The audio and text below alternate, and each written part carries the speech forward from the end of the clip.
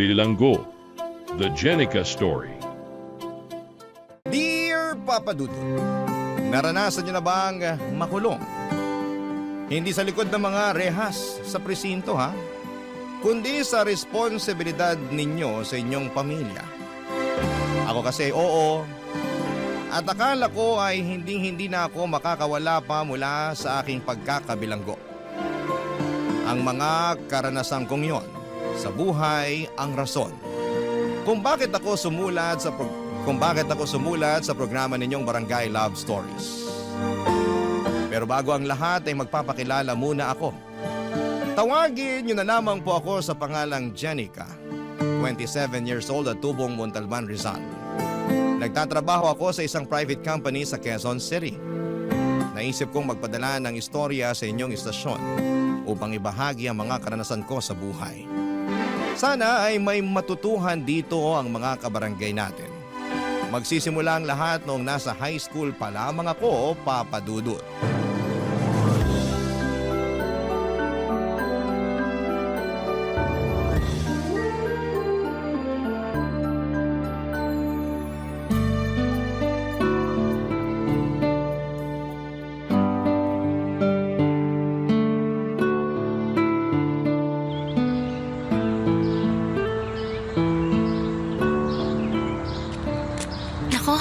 Sana magustuhan ni nanay itong mga binili kong pastillas mula sa baon ko.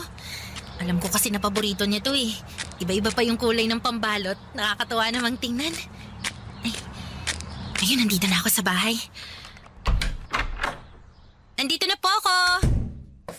Oh, bakit ngayon ka lang? Kanina pa kita hinihintay ah. Ano po kasi, dumaan pa po ako sa tindahan ni Aling Sonia kasi nakita ko kaninang umaga na may tinda sila ng mga paborito niyong pastillas. Ito, kaya binilhan ko po kayo, Nay. Alam ko pong paborito niyo yan eh. Salamat. Pero akala mo ba madadaan mo ako sa pagbili niyan? Ano po? Anong ano po? May kasalanan ka pa sa akin, Jenica. Ayan oh, tignan mo.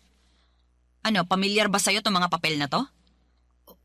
Opo, mga test paper. Na tinago mo sa ilalim ng kama mo. Akala mo yata hindi ko makikita, no? Malas mo kasi naglinis ako ng kwarto mo kanina. Kaya nakita ko itong mga test paper na to. Bago lang to ah. Kamakailan lang. Sinadya mo ba tong itago sa akin kasi ang bababa ng mga score mo? Ano po kasi?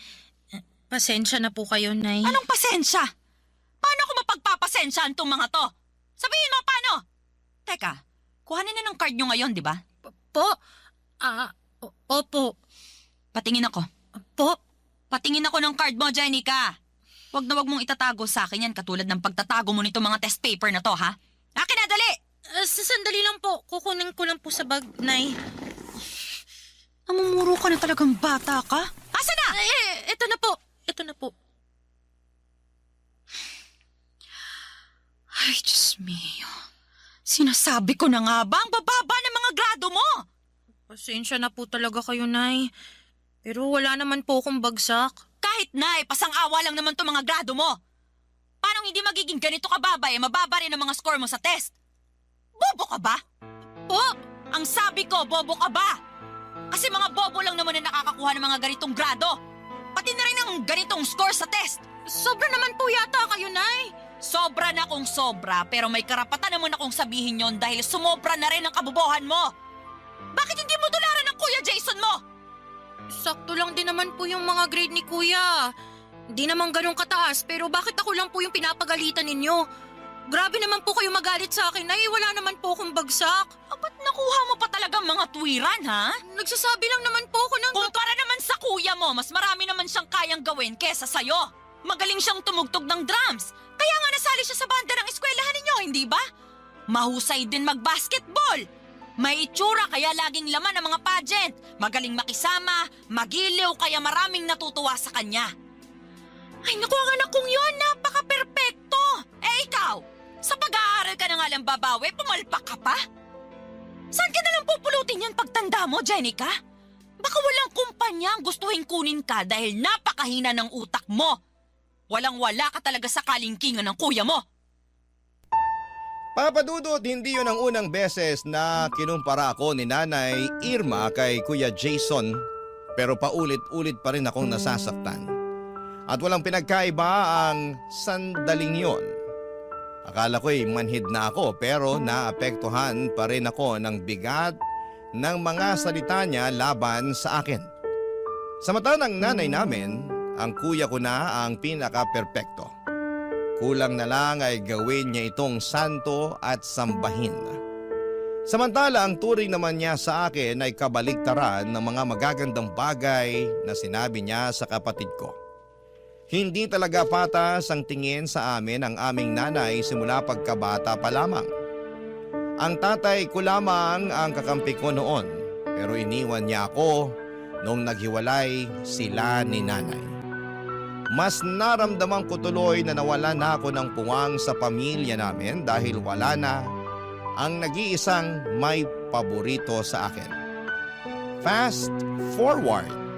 Sa kabila ng unfair treatment ni nanay sa akin, ay nagsikap pa rin po ako sa buhay para makapagtapos ng pag-aaral at makapagtrabaho.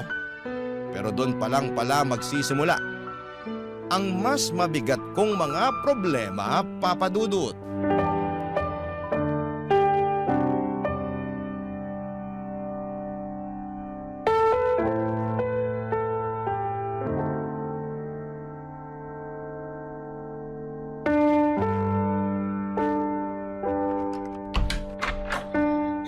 Pambihira namang Pilipinas to. Ang lala na talaga ng traffic. Mas nakakapagod pa bumiyahe araw-araw kaysa sa aktwal na trabaho sa opisina eh. Wala na ba talagang pagbabago? Buti pa makaupo nga muna. Oy! Ilang oras kang nakaupo sa opisina tapos pagdating mo sa bahay uupo ka na naman. Hindi ka ba napapagod? Napapagod po, kaya nga po ko uupo. O mamaya ka na umupo. Akin na muna. Yung ano po? Tanga ka ba? Di yung sweldo mo. Baka nakakalimutan mo, araw nang bigay mo ngayon ng sweldo. Kanino ko pa iniintay yan eh. At singilan na naman sa renta. Naubusan din tayo ng gas. Naku, sumabay pa talaga. Hindi ko tuloy natapos yung niluluto ko. Anak ng lintik. Ano na? Asan na yung pera? Teka lang naman po, Nay. Kukunin ko po muna rito sa wallet ko. Naku, bagal-bagal mo talaga. Eto na po, Nay. Akin na. Anak ka ng tukneneng, bakit ganito lang? Po? Sabi ko, bakit ganito lang? Wala ka na bang idadagdag dito? Wala na po, Nay. Sagad na po yan. Kakasabi ko lang, di ba? Singilan na ng renta, tapos naubusan pa tayo ng gasol. Hindi ko naman po sagot yung pagbili ng gasol, di ba? Toka po yan ni Kuya, kaya bakit parang balak niyong kunin dyan sa sweldo ko? Bakit hindi? Maliit lang din naman ang ibinigay ng kuya mo. Kaya pambili lang yun ng bigas. Wala na rin yung panggas, hindi na kasya. Di naman po yata tama na sa akin kayo maghahanap ng extra na pera. Dapat po kay Kuya. Bingi ka ba talaga o ano? Maliit nga lang ang nabigay ng kuya mo. At tingin ko, wala na siyang malalabas pa, kaya sa'yo ko na lang sana kukunin yung pambili natin ng gas. Wala na nga rin po kung malalabas, Nay. Anong wala? Dapat meron! Ha? Ano pong sinasabi niyo? Hoy, Jenica, alam naman natin na mas mataas ng kaunti ang sinesweldo mo kaysa sa kuya mo. Dapat may extra na pera ka, lalo na sa mga ganitong panahon. Yung nagkukulang ng ambag ang kuya mo. Nay, hindi naman po itong unang beses na nagkulang ng ambag si Kuya sa bahay natin eh. At saka sa lahat ng yun, palagi akong sumasagot. Akong nag-a-adjust. Kahit nga wala na sa budget ko, pinipilit kong magbigay. Pero mali naman po yata na ako lang palagi yung pinapasalo nyo. Lalo na ngayon na wala rin akong mailabas. Di rin po katwiran na mas mataas yung sweldo ko kaysa kay Kuya. Magkano lang naman yun, Nay? Teka, nanunumbat ka ba? Hindi po. Wala pong panunumbat doon. Anong wala? Iyon ang tinutumbok mo eh. Ang dami mong sinasabi. Responsibilidad mo naman talagang mag-ambag sa pamilya natin. Pero responsibilidad din po ni Kuya yun. Kaya bakit ako lang yung pinupukpok nyo, Nay? Pag si Kuya, sakto lang ang inaambag o kaya kulang, wala naman kayo masyadong sinasabi. Pero pag ako, sangkatutak na sermon yung abot ko sa inyo.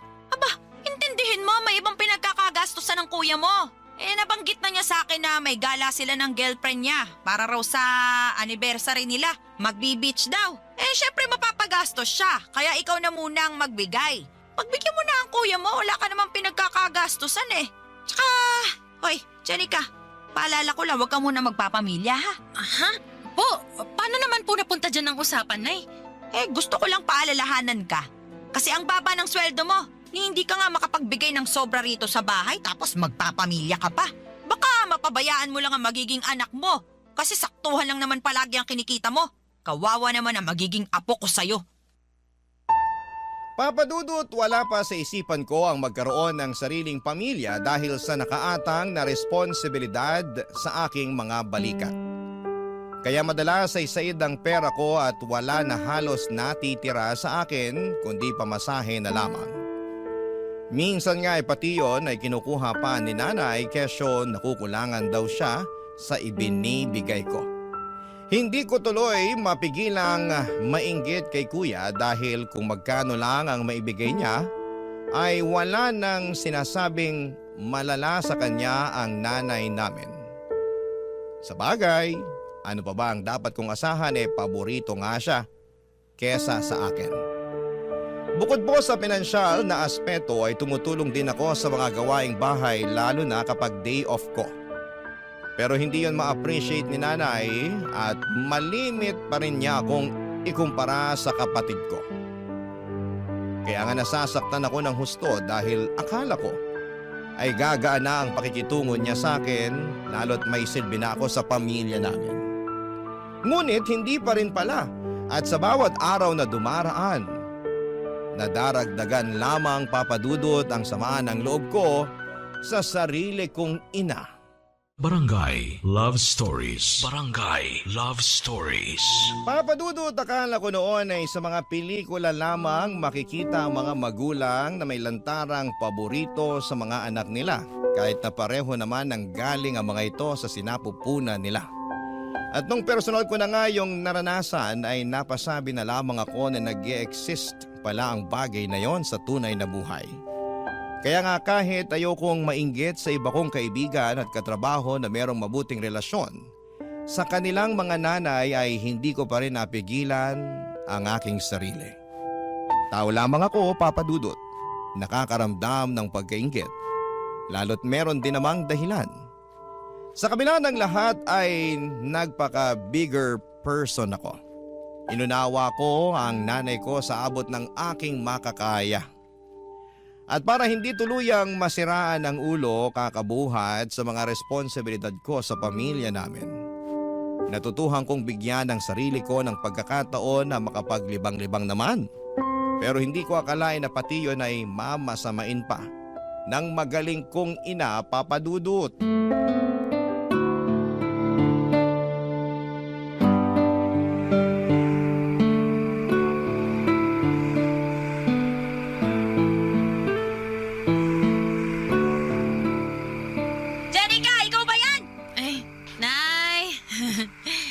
Nandito na po ako. Bakit ngayon ka lang? Sira na ba ang orasan mo at hindi mo na namalayan kung ano oras na? 12:00 na ng madaling araw ah! Alam ko naman po yun kasi di naman po sira yung orasan ko. Tingnan nyo. Bagong bili pa tong relo ko. Tingin niya ako niyan. Aray ko naman po, dahan-dahan lang, Nay. Ka talaga ng tatay mong siraulo. Bago nga tong relo mo at mukhang mamahalin pa. Kailan mo to binili ha?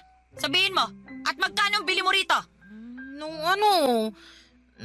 nakaraang araw lang. Kalma lang kayo, Nay. Mura lang naman po yan. Magkano nga? Di, 5,000. 5,000? Para sa relo? Tapos, natuto ka ng uminom ng alak? Kaya ba ngayon ka lang dumating kasi uminom ka pa, ha?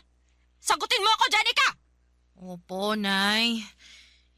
Nagkaayaan kasi yung mga katrabaho ko na nagumimik. Sumama na po ako kasi wala naman pong pasok bukas. At magkano ang nagastos mo, ha? Po. Magkano ang nagastos mo dyan sa gimmick-gimmick nyo na yan? Maliit lang naman po. Mga 2,500. 2,500? Aba, ano maliit dyan? Marami ka nang mabibili dyan kung binigay mo na lang sana sa akin. Pati yung pinambili mo ng lintik na relo na yan. Jenica, 5,000 rin yun. Sana sa akin mo na lang ibinigay. Nay naman, palagi na lang po ba sa inyo, sa bahay o sa pamilya natin mapupuntang sweldo ko? Paano naman po ako? Paano naman ang sarili ko Ako nga po yung nagpakahirap sa pagtatrabaho. Tapos... Tapos ano? Ayan ka na naman Hirap sa'yo, akala mo kung sino ka malaki ang sweldo kung makapanumbat. Hindi po ako nanunumbat. Nagsasabi lang po ako ng totoo. Walang totoo sa mga sinasabi mo. Puro ka lang pagmamataas. Eh bakit si kuya? Ah, ano si kuya mo? Pag si kuya ang bumibili ng mga bagong gamit niya, kahit na mamahalin at kahit na magkulang ang inaambag niya rito sa bahay, eh ayos lang sa inyo. Suportado niyo pa nga eh. Narinig ko, sinabi niyo pa sa kanya na nailibre naman niya ang sarili niya dahil nagpapakahirap siyang magtrabaho para sa pamilya natin. Eh ako rin naman po ah. Nagtatrabaho rin naman po ko, Nay. Nag-aambag din ako dito. Tumutulong ako sa mga gawaing bahay pero bakit parang wala akong karapatan na bilhan ng sarili ko gamit ang pera na pinaghirapan ko? At bakit naman nasali rito ang kuya mo? Eh labas naman siya sa usapan.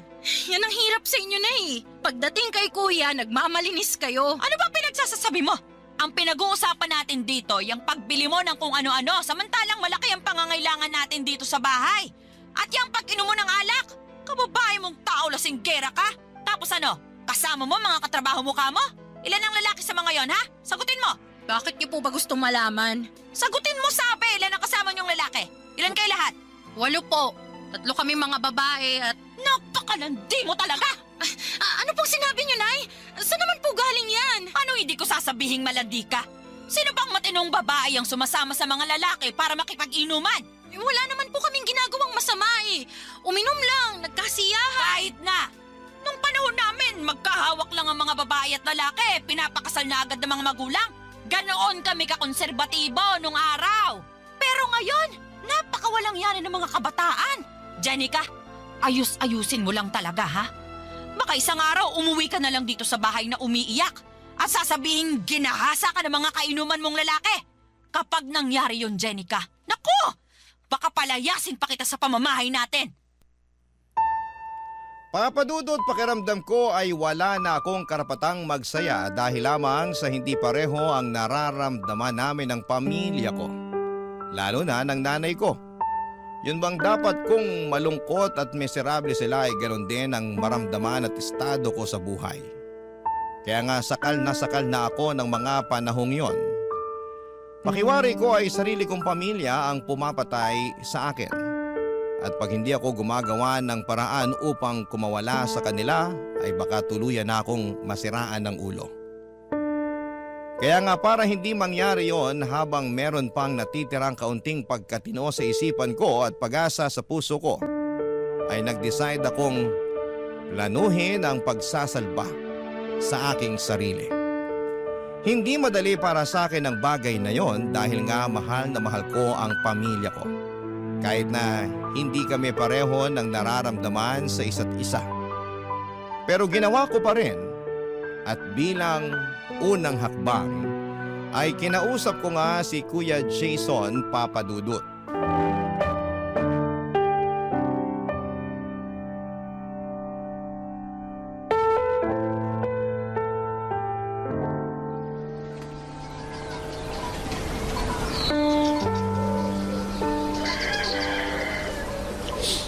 Kuya Jason, pwede ba tayong mag-usap? Hindi pa ba tayo nag-uusap? Ayun kinakausap mo na ako. Bakit ka pa ba nagtatanong? Seryoso ako. O bakit? Seryoso rin naman ako ah. Itong mukhang to, mukha ba nagbibiro? Tungkol ba kasi saan ang gusto mong pag-usapan natin? Parang biglaan naman yan. Ano kasi, matagal ko na tong pinag-iisipan. Tapos, nitong nakaraang gabi, nakapag-decide na ako na gusto ko na talagang gawin yung bagay na to, kuya. At kailangan mo tong malaman. Teka, ano yan ha? At saka, bakit kailangan ko malaman yan? Dahil magkapatid tayo. Ano nga kasi yun? Dami mo pang paligoy-ligoy eh. Kuya, gusto ko nang umalis sa bahay natin para bumukod. Seryoso ba yan? Oo, seryoso ako. Kaya mo na ba sarili mo? Oo naman. Malaki na ako. Hindi na ako bata. Tsaka, naipon din ako. Talaga? Magkano? Ha? Magkano ipon mo? Kasi, utang ako. Bakit naman kita pauutangin? Magkapatid kasi tayo, tsaka kailangan ko kasi ako na yung aalis ng bahay natin. Teka, anong sabi mo? Magpapakasal na kami ng girlfriend ko at gusto na naming bumukod ng bahay kaso Kinulang yung pang-down namin dun sa rerentahan naming apartment eh. Sakto, nabanggit mo may ipon ka kaya ayun. Pautangin mo muna ako. Huwag ka na umalis sa bahay natin kasi walang kasama si nanay pag umalis ako. Kawawa naman yun. Bakit ka pa aalis? Dito na lang kayo tumira ng girlfriend mo sa bahay. Ako na lang ang aalis, kuya. Hindi pwede kasi ayaw ng girlfriend ko na makisama sa biyenan niya kaya gusto niya bumukod kami. Saka gano'n naman pag mag-aasawa, di ba? Dapat naman talaga nakabukod. Wala ka pa namang asawa kaya ikaw ang wag umalis. Maawa ka naman sa nanay natin pag iniwan mo siya mag-isa. Gusto mong maawa ko kay nanay. Sa akin ba? Naaawa ka? Ha? Kuya, alam mong hindi mabuti ang pakikitungo sa akin ng nanay natin. Naririnig mo at nakikita mo kung paano niya ako tratuhin, di ba? Kulang na nga lang, isuka niya ako sa pamamahay natin eh. Kulang na lang palayasin niya ako. Di lang niya magawa kasi nakakapag-ambag ako ng pera. Sa ating dalawa, kuya, ikaw ang mas paborito niya. Kaya, bakit ako yung kailangan maiwan dito sa bahay para samahan at alagaan siya? Hindi lang naman ako ang anak niya. Hindi ka rin naman talaga marunong umintindi, no? Mag-aasawa na nga ako at ayaw na mapapangasawa ko na makisama kay nanay. Baka araw-araw mag-away lang sila eh. Maging sakit ko pa sa ulo. Ikaw na wala pang asawa ang dapat umintindi sa sitwasyon. Saka, anong kinalaman ng trato ni nanay sa'yo at pagiging paborito niya sa ating dalawa? Hindi ko naman kontrolado isip nun. Alam mo, kung gusto mong umalis, di umalis ka. Iwan mo si nanay. Pabayaan mo siya. Wala kang konsensya. Wala kang pagmamahal sa magulang mo. Ako pa talagang walang konsensya at pagmamahal sa magulang natin, ha? Bakit? Sino pa ba? Alam nga naman ako. Basta pautangin mo ako. Papadudot, wala akong nagawa nang magdesisyon si kuya na umalis sa pamamahay namin kesyo gusto na raw niyang mag-asawa. At bilang nag-iisa na lamang niyang kapatid ay ako ang naiwan sa bahay para alagaan ang nanay namin. Simula noon ay pakiramdam ko ay lalo akong nawala ng kalayaan na gawin ang mga bagay na gusto ko dahil nakabilanggo ako sa mga responsibilidad sa pamilya namin na ako lang mag-isa ang pumapasan. Hirap na ako, Papa Dudut, pero gusto kong humingi ng saklolo pero wala akong mahinga ng tulong. Nung kami na lamang dalawa ni nanay sa bahay ay lalo kong naramdaman ang pag-ayaw niya sa akin. Pero kahit na ganon, ay hindi ko pa rin siya magawang iwanan kagaya ng ginawa ni kuya. Matanda na kasi noon si nanay at madalas na ring magkasakit. Hindi ko maatim na pabayaan na lamang ang nanay namin dahil mahal ko siya. Barangay Love Stories. Barangay Love Stories. Papadudo, tulad ng sinabi ko ay mahal ko pa rin si nanay kahit na halata namang hindi niya ako mahal. Inaasikaso at inaalagaan ko pa rin siya sa abot ng aking makakaya. At kahit na si Kuya Jason ang paborito niya ay hindi na ako nagdamdam masyado. Sa halip ay hinayaan ko na lamang siya sa gusto niya dahil alam ko na hindi ko na mababago ang isip niya. Ginawa ko na lamang ang papel ko sa buhay niya bilang isang anak. Nagtrabaho ako ng mabuti at nagbigay ng sweldo sa nanay ko. Tumutulong sa bahay namin pag day off kahit na paulit-ulit niyang sinasabi na hindi niya kailangan ang tulong ko. Sa kabilang banda ay ramdam ko na kailangan talaga ako ni nanay.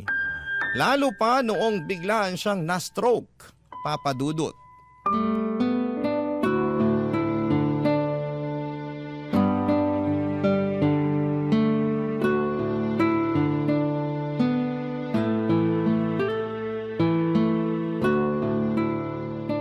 Ano ba yan? Adobo? Ang putla. Kulang sa toyo, mukhang matabang. Oh, bakit? Nasa stress lang po ako. Stress. Sabihin mo, sa akin, ano? Sa sitwasyon po. Sorry na, hindi ko lang mapigilan eh. Pagod lang din po ako ngayon dahil maraming ginawa sa opisina. Tapos ayaw nyo pang kumain eh. Sabi sa akin ng bantay nyo kanina, wala rin kayo halos kinain. Sumpong nga na talaga yun. Pinsan mo. Ako po nagtanong sa kanya tungkol sa inyo, Nay. Kinamusta ko po kayo. Tsaka bakit ba kayo nagagalit sa kanya siya na nga yung nagmamagandang loob na bantayan kayo. Hindi ko naman kailangan ng bantay. Kaya ko naman ng sarili ko. Kalahati lang ang paralisado sa katawan ko. Nagagalaw ko pa ang mga kamay ko. Nakakapagsalita pa ako. Hindi pa ako imbalido. Nay naman Kuya mo na lang sana ang kasama ko. Sana siya na lang din na nag-aalaga sa akin. Yung nagluluto ng pagkain ko. Mas masarap pa siya magluto kumpara sa luto mo na hindi maintindihan ang lasa. Wala na nga po si kuya. Umalis na rito sa bahay natin kasi nag-asawa na, di ba? Kaya nga sana nandito siya. Bakit ba panay kayo hanap kay kuya? Andito naman ako para alagaan kayo. Panay kayo hanap sa wala simula nung na-stroke kayo. Mabibilang na lang sa kamay ko sa daliri yung mga pagkakataon na binisita nila kayo rito sa atin. Basta. Mas gusto ko ang kuya mo. Kung meron lang talagang pagpipilian. Hindi ikaw ang gusto kong mag-alaga At sa sa akin. tingin ninyo, gusto ko na ako mag-alaga sa inyo? Anong sabi mo? Nay, sumusobra na po kayo Kung makapagsalita kayo, parang wala na akong ginawang mabuti sa pamilya natin, no? Lagi niyong pinamumukha sa akin na wala akong silbi, na kulang ang mga effort ko, na palagi na lang si kuya ang magaling at nakakalamang. Lagi niyo na lang akong kinukumpara sa kanya. Anak niyo rin naman ako, di ba? Bakit, Nay? Bakit kayo ganyan sa akin? Bakit pagdating kay kuya ang bait-bait niyo? Tapos sa akin hindi? Sabihin niyo, Nay, bakit ba? Mas mahal ko ang kuya mo kesa sa'yo. Ano magagawa ko? Tsaka kahit anak kita, kahit nang galing ka sa sinapupunan ko, hindi kita ginusto. Ano po? Ayoko nang magkanak pa kami ng tatay mo.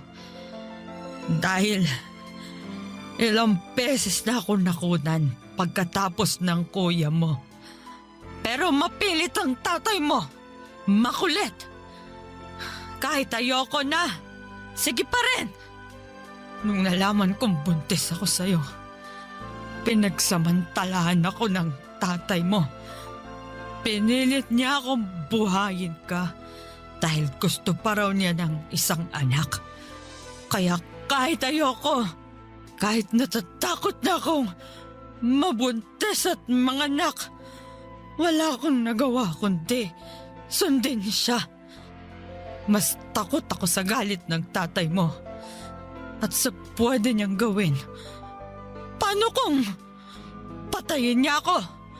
Yung bata-bata pa ng kuya mo. Kaya po ba wala kayong kaamor-amor sa akin dahil sa kasalanan sa inyo ni tatay? Oo. Tapos nakuha pa niyang mambabae. Iniwan niya kayo sa akin. Ikaw! Iniwan ka niya para buhayin ko. Kapal ang mukha niya.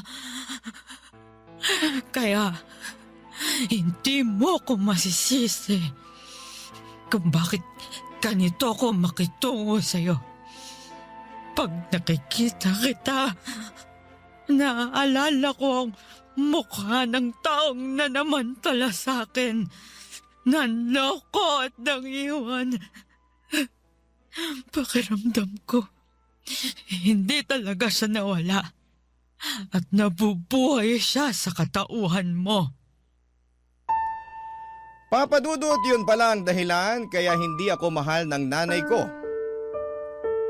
Pero maling-mali naman na isumbat niya sa akin ang kasalanan sa kanya ng aking tatay. Hindi ko rin naman ginusto na mabuhay at ipanganak sa mundo. Kung may pagpipilian lamang ako, kung alam ko lang na magiging miserable ang buhay ko sa mga kamay ng nanay ko ay hindi na lamang sana ako isinilang noon.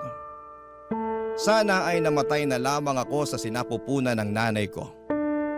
Nagpatuloy ang hindi magandang trato sa akin ni nanay kahit na ginagawa ko naman ang lahat para alagaan siya, irespeto at unawain.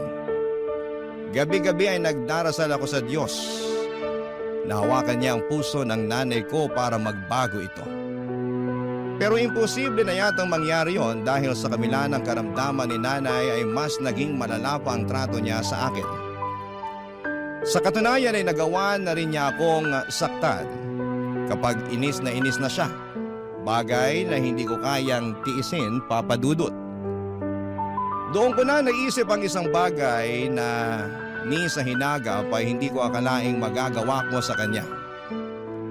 Dinala ko si nanay sa apartment ni Kuya tulad ng palaging bukang bibig niya na mas gusto niya na si Kuyang mag-alaga sa kanya kesa sa akin. Bukod doon ay dala-dala ko rin ang iba niyang mga gamit, damit at gamot. Nagpatulong na lamang ako sa pinsan ko para madala siya sa nirerentahang apartment ng kapatid ko na gulat sa pagdating ko.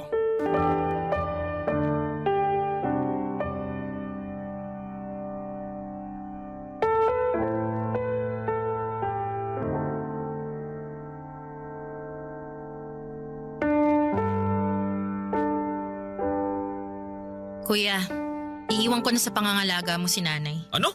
Sisiraan ka na ba ng ulo? Oo, sirang-sira na dahil kahit anong gawin ko. Kahit na nagpakabuti akong anak, maging maunawain, gawin ang lahat para makuha ang loob ni nanay, kulang pa rin. At kahit kailan, hindi ako magiging sapat sa kanya. Abot langit ang galit sa akin ni nanay, kaya galit na rin ako sa kanya. Tsaka ikaw naman ang palagi niyang hinahanap eh. Grabe. Naaaning na ako sa kakapakinig sa iyak niya na sana raw ikaw ang nag-aalaga sa kanya sa bahay. Kahit na nandun naman ako. Kaya oo kuya, sirang-sira na ang ulo ko. Hindi ko na alam kung saan lulugar sa pamamahay natin at sa buhay niya. Kaya ayan, tinupad ko na yung matagal niyang hiling. Dinala ko siya rito sa bahay niyo para maalagaan mo. Para namang hindi yata tama yung gusto mo mangyari, Jenica. Di mo pwedeng basta-basta iwan dito si nanay at... At bakit hindi? Nanay mo rin naman siya, di ba? Anak ka rin niya. Paboritong anak ka pa nga eh. Oo nga, pero... Basta. Iiwan ko na siya sa'yo. Aalis na ako sa bahay natin at magpapakalayo-layo. Kuya, pagod na ako. Pagod na akong makisama sa tao na hindi naman ako minahal. Na hindi naman ako tinuring na anak.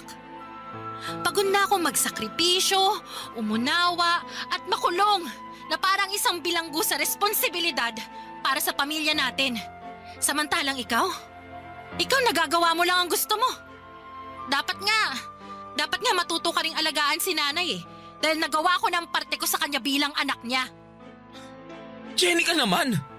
Wala akong alam sa pag-aalaga kay nanay. Problema ba yun? Di alamin mo. Ikaw nang bahala. Diskartehan mo na, total. Lagi namang sinasabi ni nanay na magaling ka. Di patunayan mo. Ipakita mo sa kanya. Kasi ako kuya, nagawa ko na yan eh. Hindi nga lang niya na-appreciate, kaya ayoko na. Suko na ako. Panahon na siguro para unahin ko naman yung sarili ko. Marami rin kasi akong gustong gawin eh. Marami akong mga lugar na gustong puntahan pero hindi ko magawa dahil nakatali ako kay nanay. Wala naman sanang kaso na alagaan ko siya kung naging maayos lang din ang pakikitungo niya sa akin eh. Pero sa araw-araw na lang na ginawa ng Diyos eh. Palala na ng palala si nanay. Nananakit na siya, kuya. Lalo na pag naiinis siya sa akin. Tingnan mo to. Oh, tingnan mo tong braso ko.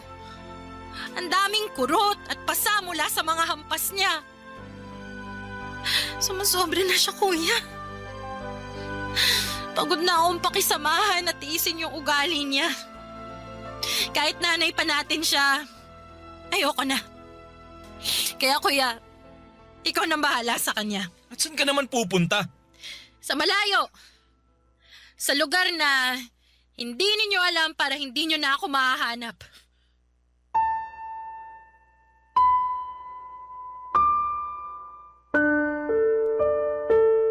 Papa Dudut, masama na akong anak kung yan ang tingin ninyo sa akin dahil sa pagtatakwil ko sa sarili kong ina. Ngunit kung hindi ko po yon gagawin ay baka matagal ko nang kinitil ang sarili kong buhay sa pagtitiis na pakisamahan siya. Sobrang sirang-sira na talaga ang mental health ko at anumang sandali ay baka mabaliw na ako. Aaminin ko na hindi rin naman madali sa akin na umalis pero kailangan ko namang salbahin ang sarili ko. Sa kasalukuyan ay patuloy pa rin akong umuusad sa buhay ko kahit na may mga gabi na bumabalik sa aking alaala ang sakit na dulot ng mga naranasan ko sa buhay na kagagawan ng sarili kong ina. Ngunit tuwing sumasapit ang umaga ay patuloy pa rin po akong humahawak sa katiting na pag-asa sa puso ko na magiging maayos pa rin ang lahat-lahat. Kaya nga bilang unang hakbang, Papa Dudut, ay sumailalim ako ngayon sa counseling. Ang hiling ko na lamang ay mapagtanto ng nanay ko ang kamalian niya sa akin. Dahil mali pa rin na sisihin niya ako sa kasalanan na nagawa sa kanya ng tatay ko. Hanggang dito na lamang po ang sulat ko, Papa Dudut. Maraming salamat po sakaling mapili po ninyong i-ere sa inyong programa ang aking kwento. God bless and more power po sa Barangay Love Stories. Ang inyong forever kapuso at ka-barangay, Jenica. Today you're going to crochet a parrot cup holder bag, a cute tropical drink carrier that hugs your tumbler or iced coffee cup and hangs from a sturdy strap so you can carry your drink hands-free. And we'll make it strong enough for real daily use while adding parrot-inspired color bands and a simple feather accent that gives it personality without making it complicated. Start by choosing the exact cup you want to fit, because the best cup holders are sized to the real object instead of guessing. Measure the bottom diameter, the widest circumference around the middle, and the height from the bottom up to just below the lid. Most tumblers widen toward the top, so our plan is to crochet a snug base, build the side wall straight for stability, then add gentle increases to match the cup's flare, and finish with a structured rim that resists stretching. For yarn, cotton is your best friend for this project because it's grippy, washable, and less stretchy than acrylic. DK cotton gives a lighter bag, worsted cotton gives a sturdier bag, and either works if you crochet dense stitches. Pick a hook that makes a firm fabric with minimal holes.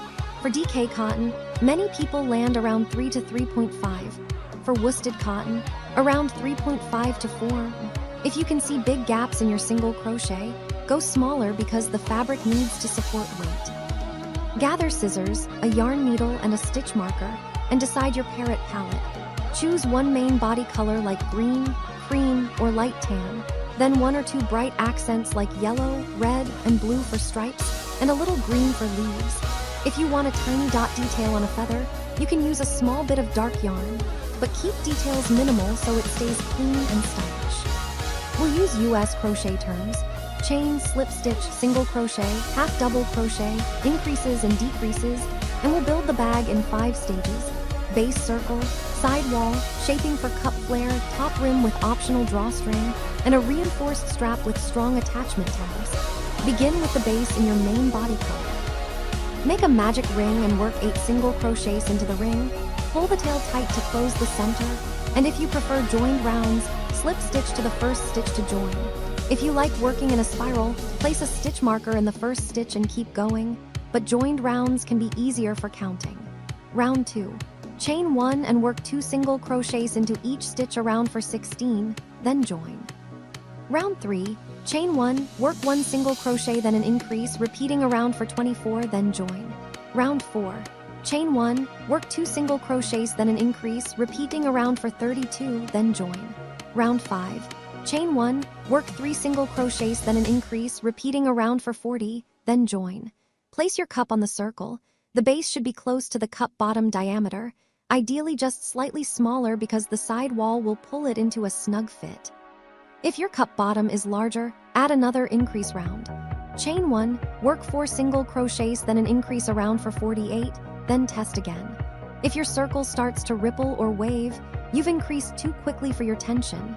Tighten slightly or stop increasing and move on, because a wavy base makes the cup sit unevenly. Now turn the base into a cup shape by creating the side wall. Crochet the next round in back loops only. Chain 1, then single crochet in the back loop of each stitch around, keeping the same stitch count.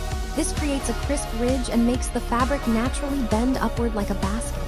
From here, crochet in normal single crochet rounds for a dense, supportive wall. Work 3 straight rounds with no increases, then test fit by sliding the holder onto the bottom of your cup. It should feel snug and stable. If it's so tight that it's hard to slide on, you can add a gentle increase round soon. If it's loose, keep going straight and rely on the height and rim to tighten. And remember, you can add a drawstring channel later for adjustability. Most cups widen toward the middle, so you'll likely add gradual increases as you climb. Use the increase then rest strategy. Do 1 increase round, then 1 or 2 plain rounds, then test again. A gentle increase round might be chain 1, single crochet 7, increase, repeat a round, then crochet 2 plain rounds. Slide it on and check the widest point. If it still feels tight at the widest point, do another gentle increase round, spaced evenly. Single crochet 8, increase a round, then crochet 1 plain round and test. Keep testing as you go.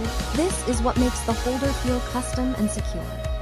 Continue until the holder reaches about 2/3 to 3/4 of the cup height, stopping below the lid area so it doesn't interfere with drinking. If your cup flares outward strongly near the top, you may need 1 more increase round near the upper third so the rim doesn't pinch. If your cup tapers inward near the top, keep the last few rounds straight, or add a single decrease round just below the rim so it helps.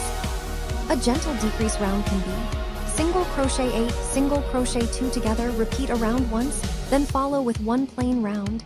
Only do this if the top feels loose. Now add your parrot-inspired color design, keeping it bold and clean. The easiest parrot look is stacked stripes. For example, a main green body with a thin yellow stripe, a thin red stripe, then a wider blue band, then back to green. To change colors neatly at the end of a round, crochet the last stitch until 2 loops remain on the hook, yarn over with the new color and pull through to finish the stitch in the new color, then continue. This keeps the transition clean. Crochet 1 or 2 rounds for thin stripes and 2 or 3 rounds for wider bands, then switch back to the main color. If you want a feather vibe without complex stitch patterns, do a 3-round accent near the upper third. 1 round yellow, 1 round red, 1 round yellow, then return to green. It reads like plumage. Keep most of the bag in dense single crochet for strength. If you want texture, you can do a single accent round in half double crochet to create a subtle ridge, but don't make the whole bag half double crochet unless you want a stretchier fabric. Now build a structured top rim so the opening looks finished and resists stretching under the strap. Crochet 1 plain round of single crochet, then 1 round of single crochet in back loops only to create a fold line, then 1 more plain round. This 3-round rim gives a strong edge. If your rim is still too loose, you have 2 options. Tighten with a slip stitch round, or add a drawstring channel for adjustable fit. Slip stitches tighten the opening but can make it too snug, so test before you commit. A drawstring channel is more flexible. Crochet 1 round where you alternate single crochet and chain 1 while skipping the next stitch, repeating a round. Then crochet the next round by placing single crochets into the single crochets and also into the chain spaces to stabilize the channel. Make the drawstring cord by chaining a long length and slip stitching back along it to thicken it, then weave it through the channel with a yarn needle. Tie the ends, or add small beads if you like. Now we create strong strap attachment tabs, because attaching a strap directly to the rim can pull the rim into points over time. Decide where you want the strap to attach. 2 opposite points on the rim so the bag hangs evenly. Mark those points with stitch markers. At the first marker, attach your yarn and crochet a small tab.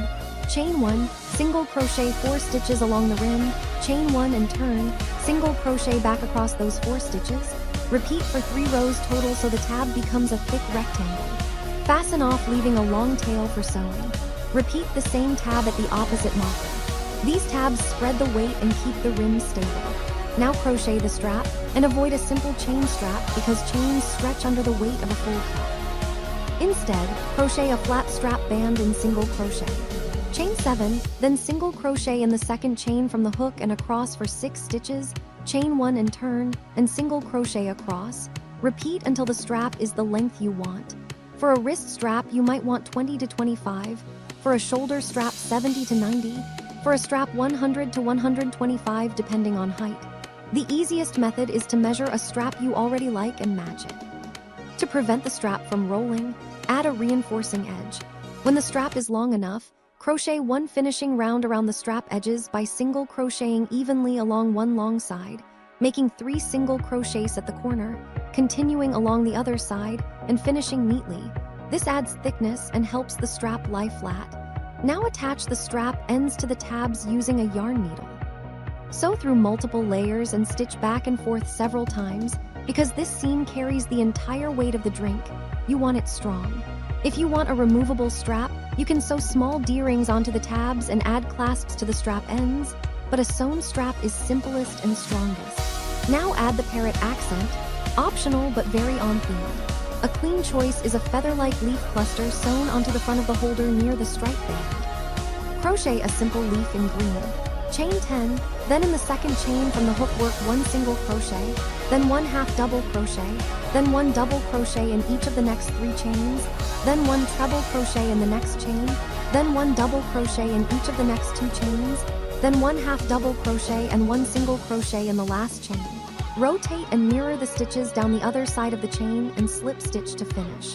Fasten off with a tail. Make a smaller accent leaf in blue or yellow by chaining 8 and using fewer tall stitches. Layer the small leaf over the big leaf, offset so both tips show like feathers, then sew the base of the cluster onto the bag with small stitches. Add 1 small tack stitch at the leaf midline so it doesn't flop. If you want a tiny dot detail near the feather base, make just 1 small dark stitch, but keep it minimal.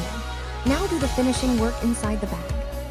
Weave in every yarn tail by threading it onto a needle and weaving back and forth through interior stitches, changing direction at least twice so it locks. Trim close. Check that no loose ends or long floats are hanging inside because they can catch on the cup. If you want the bag to be extra firm and premium, you can add a simple fabric lining. Cut a fabric rectangle that matches the inner circumference and height plus seam allowance, sew it into a tube, add a circle base, then hand stitch the lining to the crochet along the rim. Lining prevents stretching and makes the bag feel structured, but it's optional if you used cotton and tight stitches. Now test the fit and function. Slide the holder onto the cup, lift by the strap, and gently shake. The cup should feel secure and the holder should not slide down. If it slides down, add a drawstring channel near the top or add a slight decrease round just below the rim. If the holder is too tight, lightly dampen it and stretch it around the cup and let it dry. Cotton relaxes into shape. If the strap twists, dampen and block it flat. The reinforcing edge round also helps prevent twisting. Finish with a final neat touch. You can slip stitch around the tab edges for a crisp outline or surface slip stitch a thin line around the rim in an accent color, but keep embellishment minimal so the bag stays clean. Your parrot cup holder bag is complete. A sturdy base, snug custom fit, structured rim, reinforced strap attachments, and bold tropical color bands with a feather accent that gives it a parrot-inspired personality. The best part is you can repeat this structure for any cup by adjusting only the base size and the increased schedule. Then customize the parrot vibe by switching stripe colors and feather accents. Green with red-yellow for one version, cream with blue accents for a macaw mood, or green with yellow line for a bright parakeet theme, while keeping the construction consistent and durable for everyday use.